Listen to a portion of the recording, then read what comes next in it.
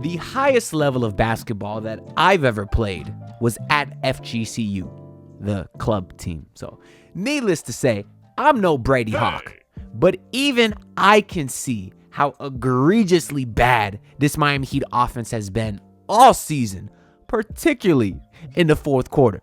Now, I know I'm not saying anything new here. There's a ton of recent examples, even in that double overtime game versus the Hawks, where at the end of regulation and the end of overtime, the Miami Heat just sat on the ball, held the ball the whole time, and then got off a terrible brick, and then didn't even get a shot off in the other scenario. But I'm recording this just 30 minutes after the game versus the Dallas Mavericks, and there's a lot of examples in this game alone that I want to get into. So we'll start right here. The Miami Heat are down 11 points with 8 minutes to go in the game. You got this lineup in that's been playing very well. Obviously, Kevin Love got hot. Tyler Hero got a bit hot. And here we are. We're already 10 seconds into the shot clock. No sense of urgency, but it's not necessary yet. We're talking an 11-point game with 8 minutes to go. But here we go. So far, there has been 0 passes, and the ball has not touched inside the three-point line once.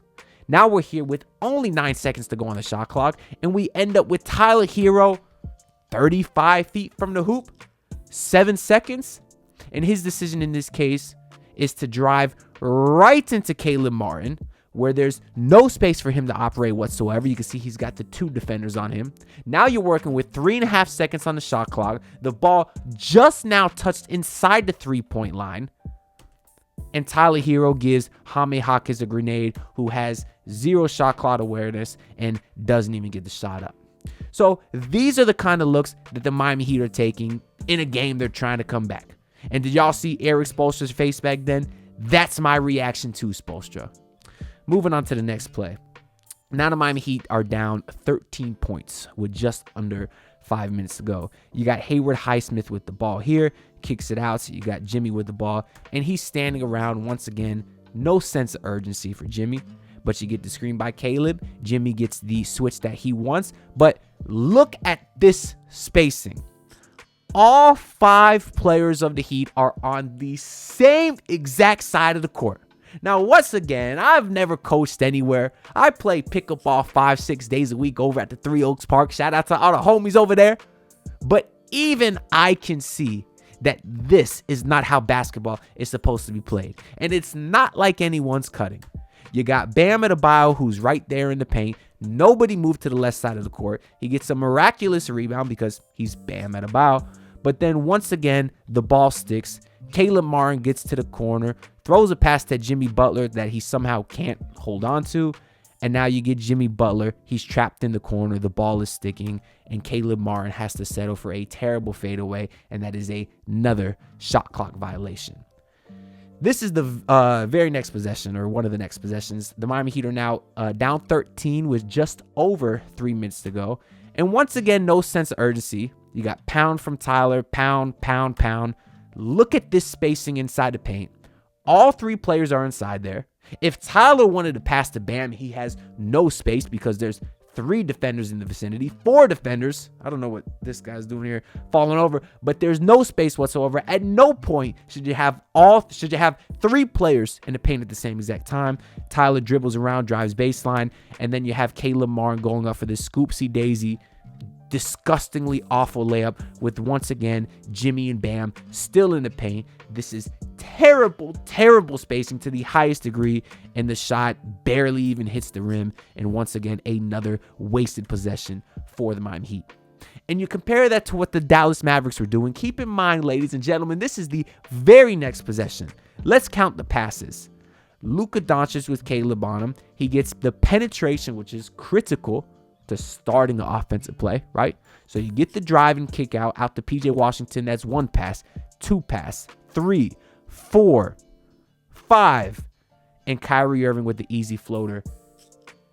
Heat Nation. The ball moves faster than the defense. I know y'all already know that, because that is like one of the coaching 101. If you've ever joined any basketball camp ever, have even talked to any coach for 5 minutes, they tell you about the triple threat, and they tell you that the ball moves faster than the defense. And this is what happens when you move the ball. You get Kyrie Irving a wide open layup. Moving on here to the next Heat possession.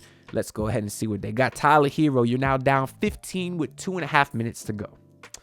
No sense of urgency from Tyler, which is now the point where you need it. Because you got just enough time to maybe pull off a miracle. You need to have some sense of urgency, and there's none of it. Tyler Hero walking down the court. You've already wasted 10 seconds on the shot clock. The ball has not got within 2 feet of the three-point line yet. He throws a lob to Jimmy Butler, who makes a pretty nice catch here. Out to Caleb. And once again, stagnation, no ball movement. Everybody is watching Caleb Martin go isolation.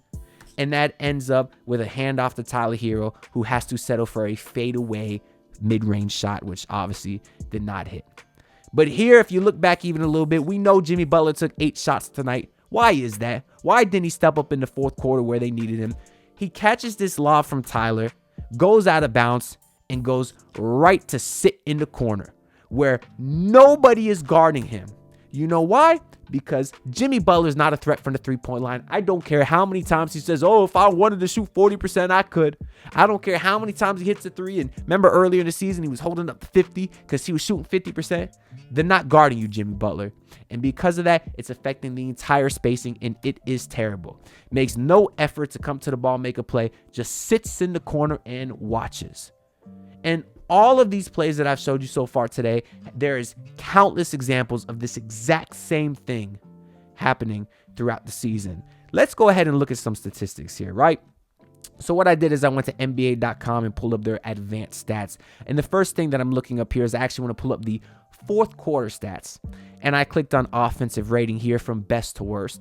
And if you scroll down to the end here, look who is third to last. But the Miami Heat with an offensive rating of 108, followed by the Portland Trailblazers, who we know are stinky, and the Phoenix Suns, who at one point actually had a historically bad offensive rating in the fourth quarter, which was very weird because they got KD. I can't explain that for them, but the point is the Miami Heat are third to last in the fourth quarter offensive rating. Even if you want to go to the clutch, we're specifically looking at the clutch time now, which is defined as 5-point game or less with 5 minutes to go or under.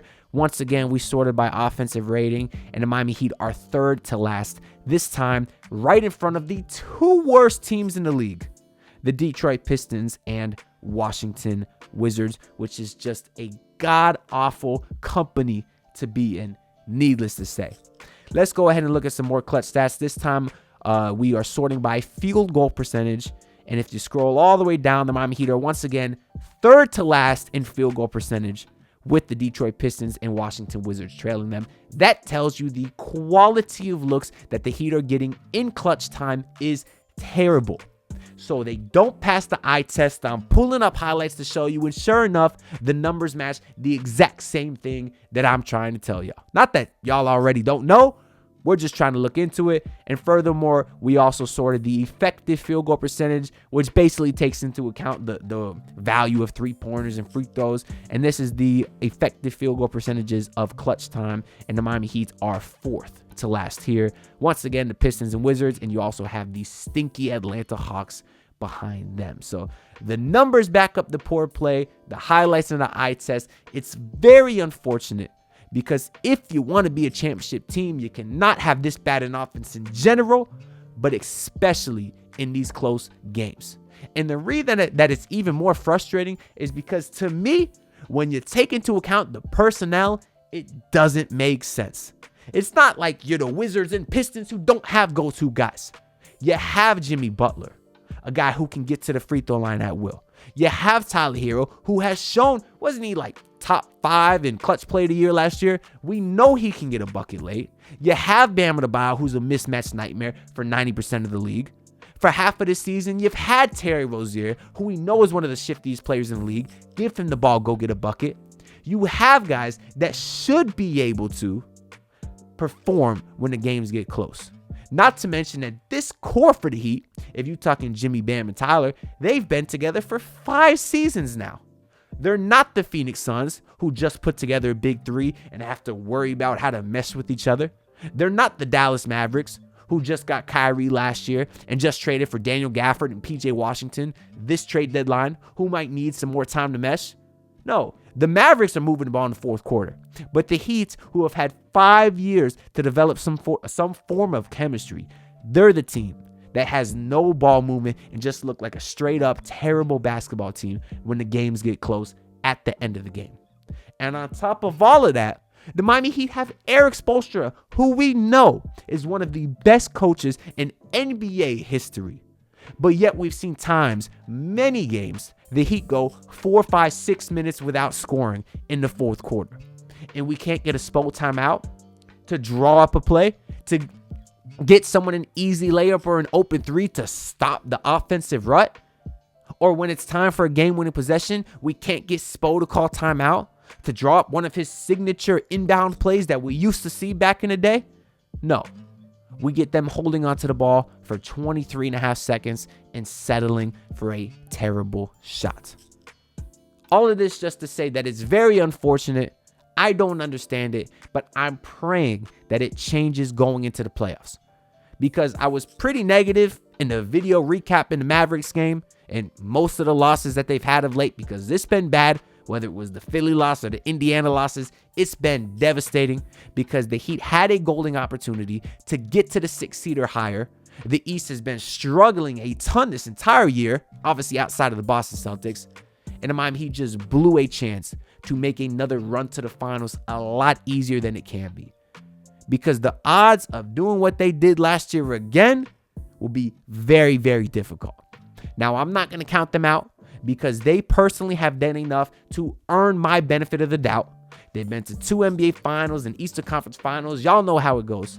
So I will not count them out until they are officially dead. But the way they've been looking this regular season, especially offensively, is difficult for me to bet on them going into the playoffs. That's if they make the playoffs. Because once again, after this loss to the Mavericks yesterday, they're now guaranteed to be in a play-in. They'll have 2 chances to win 1 game. They can't do that. They missed the postseason entirely. But anyways, let me know what your thoughts is on the Miami Heat. Have you noticed some of these things that I'm picking up on? Or do you think the Heat have a bigger problem in the offense? And are you the same as me? Are you counting them out? Or do you think they have a shot to go to the finals? Because, I'm praying. But that's all I got to say for this video. I hope y'all enjoyed it too, because it was something a little bit different. Make sure to like it and subscribe to let me know if y'all enjoyed it. Maybe we could do some more of these video breakdowns. And also the subs help a lot because I'm on the grind to 5K. The Heat play the Toronto Raptors on Friday, so I'll see y'all with a post game then. Peace out. Look, pull up in your city tryna get that dead face. Do it on my own, I don't need no dead weight. Had to kill him off, yeah, I need a head space. You know this homegrown bitch don't offend me.